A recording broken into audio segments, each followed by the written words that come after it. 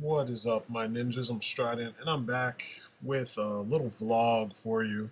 I got some artwork up. It's my poster from my comic, War of the Gods. I'm doing another color job for it. I want to try some different things with it. But anyway, while I draw, I usually watch and listen to. I'm not watching. I'm more listening to YouTube videos. And one of my favorite channels is Benny the Comic Historian. I've loved his channel since he first started, and his enthusiasm, it's almost infectious, you know? Sometimes I'm like, dude, you can't possibly be that happy about comics, but then I find myself, feeling good listening to what he's saying because he just sounds like how I remember feeling and sounding about comics when I was a little bit younger before I was seriously illustrating, as a profession. But he recently did a video where he was talking about watching reviews of movies that you really want to go see and you know you're going to see before you go see it, and how those reviews tend to taint the experience for a lot of people. And he points out about the internet's mob mentality, which is a very true statement. Um, he points out just a number of things that are pretty true in most cases. That the internet tends to gang up on things. Some movies, they were deemed horrible by the public, but the critics might have liked it, or the critics hated the movie. The movie was financially successful in the box office, but the fans say the movie was terrible or something, or good, and then the critics say it was bad, or whatever. You know what I'm saying? Either way, he urged people to just don't watch the reviews before you go see the movie. That usually doing that taints the experience. Now, he's right to some degree. I think this is where it comes down to: does do the reviewers that you watch do a good job reviewing objectively, or do they do it with bias? You know, a lot of films that I like, a lot of movies that are coming out. I never watch reviews for movies that are coming out that I'm gonna watch.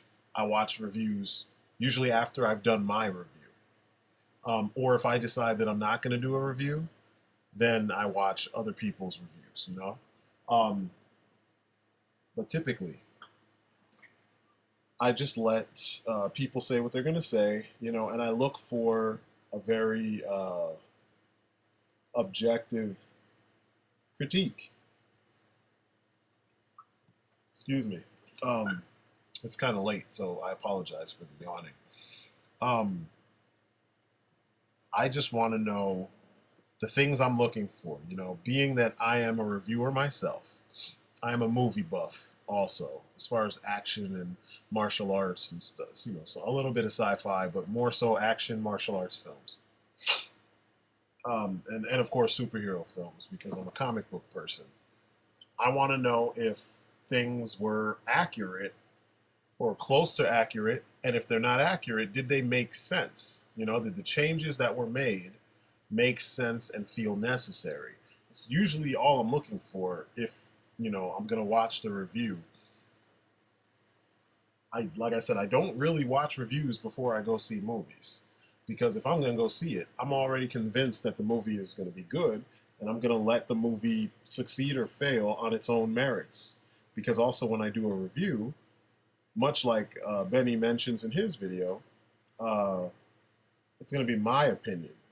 You know what I mean?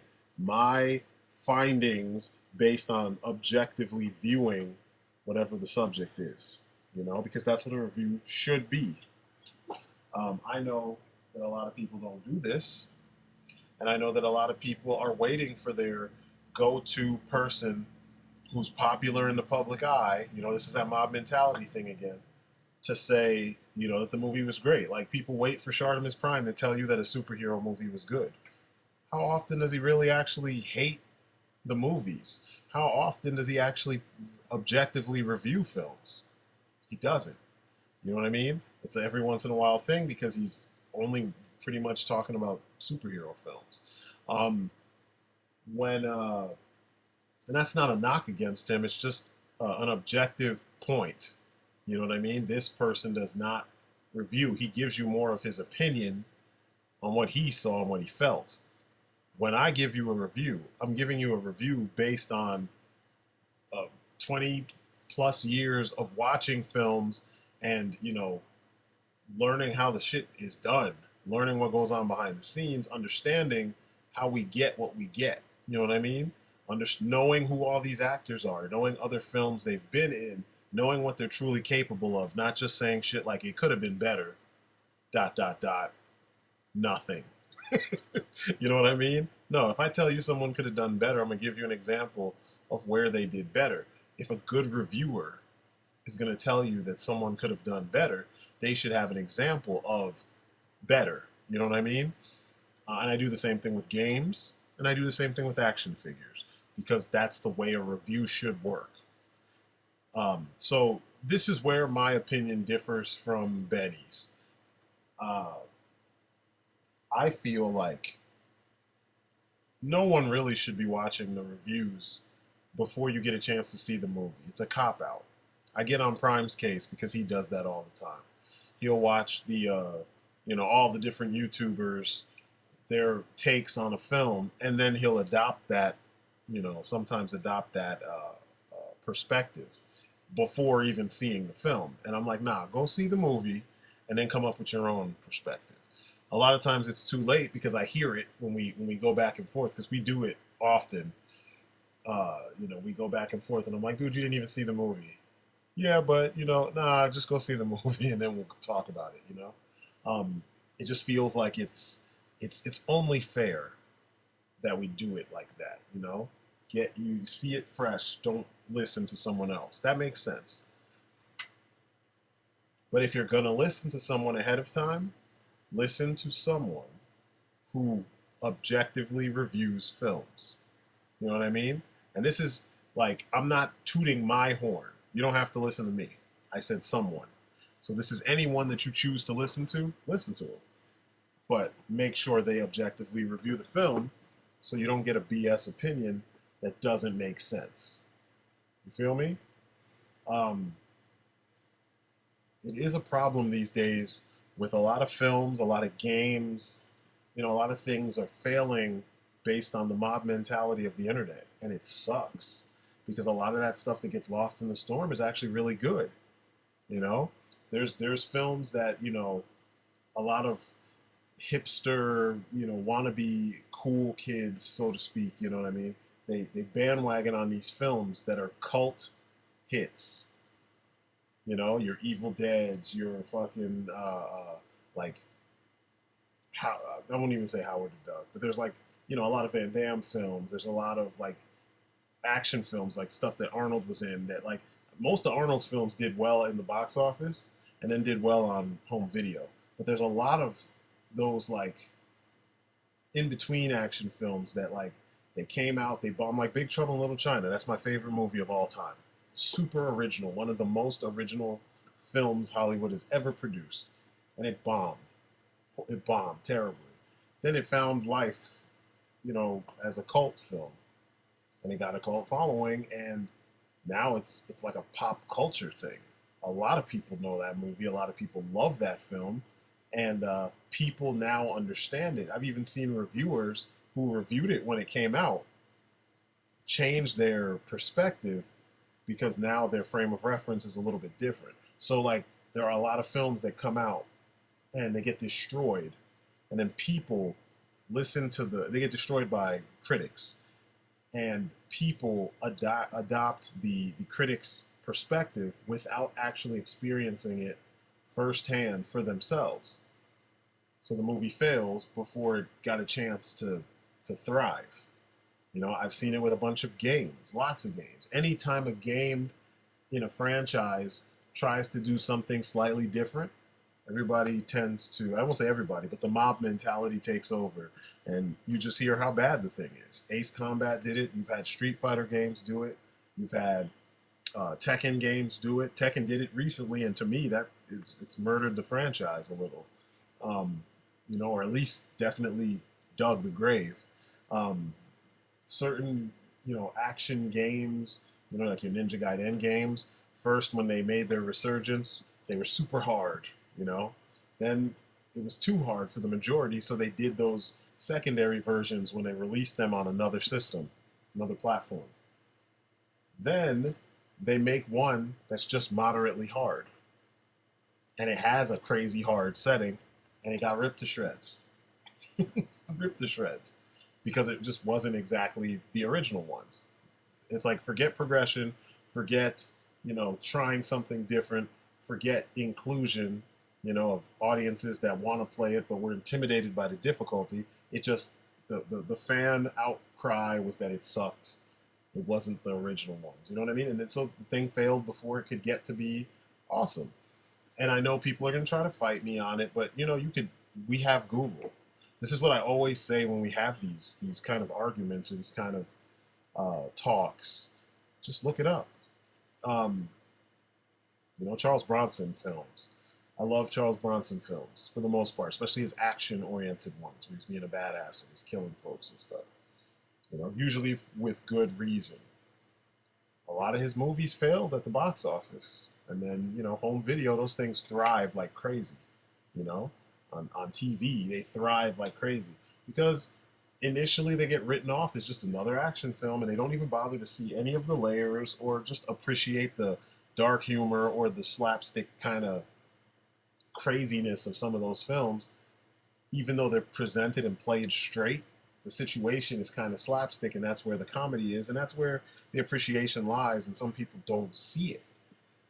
A good example of that would be, and we're moving to another thing, Street Fighter, Van Damme Street Fighter from the 90s. If you go into it as a serious action film, it's terrible. But if you look at it as what it was intended to be, which was comedy, it's brilliant.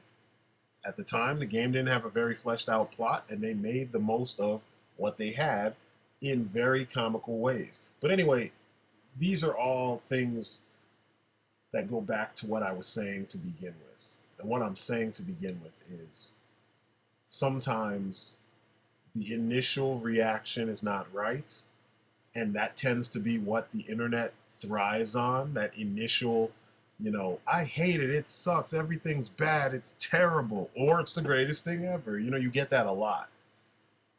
And then everybody else just resonates with it instead of actually taking it upon themselves to figure out for themselves what it is they feel about whatever the given thing is. More of that needs to happen. And I think that's what I got from Benny's video. And, I urge people to do that too. But on the flip, it comes down to trustworthy sources. There's a lot of garbage critics out there. And I know he didn't say that. He apparently, that's not his style, but that's my style. I'm going to tell you how it is.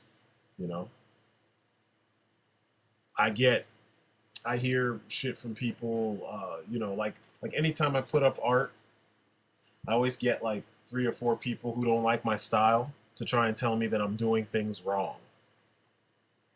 There's a difference. You know what I mean? If you don't like my approach to how things are done, that's fine. Don't tell me I'm doing it wrong. You know what I mean? I've been doing it as a job for a long enough time to know that I'm not doing shit wrong. It's just like in reviews, I get people telling me your intro's too long. I come from the old school.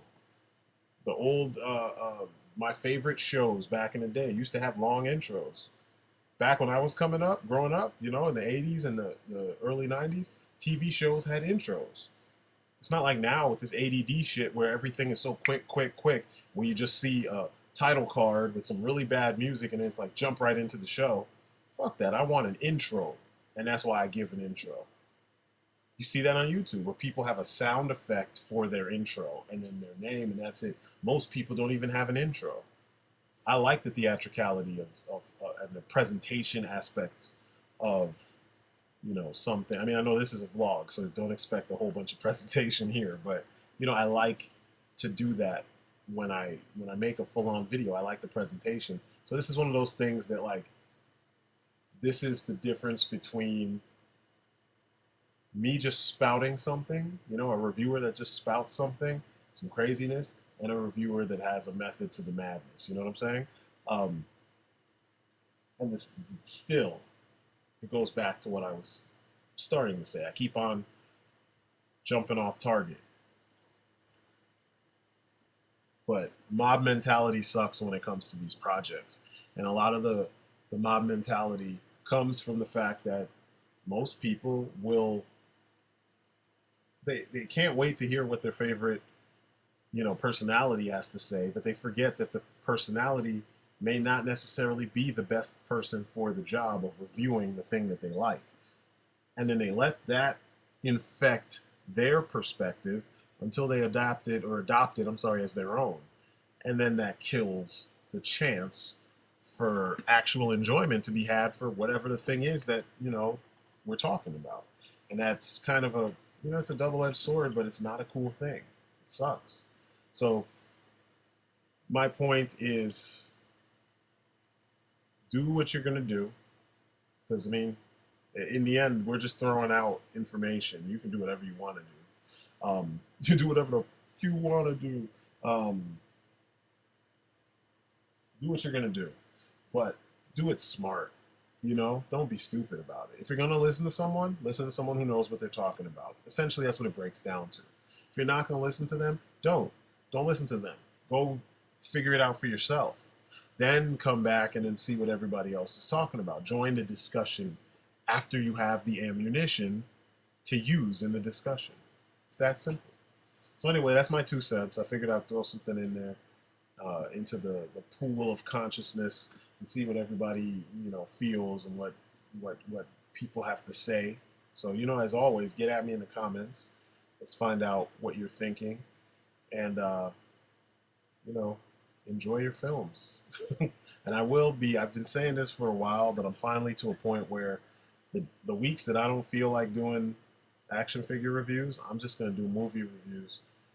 I'm going to be bringing out Kung Fu movies out the wazoo. I ran into some neighbors, and while the kids were trick-or-treating, and we had a cool setup at, there's like a boulevard around the corner from, you know, our block. It's like 1 block over. It's not quite the full block, but anyway, over from us. It's a big old boulevard. We set up tables and such and had candy out there so that the kids that are in the neighborhood and the surrounding neighborhoods could actually have somewhere to go, because our neighborhood is kind of close to the hood, so we don't have a whole bunch of kids running around all the time because everybody who lives there just kind of stays to themselves. This way, everybody got to see each other and blah, blah, blah, and that's how I ran into some of the neighbors from, you know, that I'd met when we first moved in and hadn't seen since then. We started talking about martial arts films, and all of a sudden we went from martial arts films to actually studying forms and blah, blah, blah, blah, blah, and it was like, wow, I don't get to talk about this shit enough. You know, and next year I'm going to be all back in it too, like hardcore. I'm actually starting back probably by the end of this year, but my son will be with me next year. Whew. So yeah, you're definitely going to hear a little bit from me about this stuff. You know, I'm going to do some reviews. I'm going to showcase some films and see what happens. Hopefully it won't be a problem. If it is a problem on YouTube, they will end up on Daily Motion. And we'll see what happens from there. So stay tuned for that. This is my story and I'm sticking to it, as always. And that's it for me. You guys have been great. Peace outside.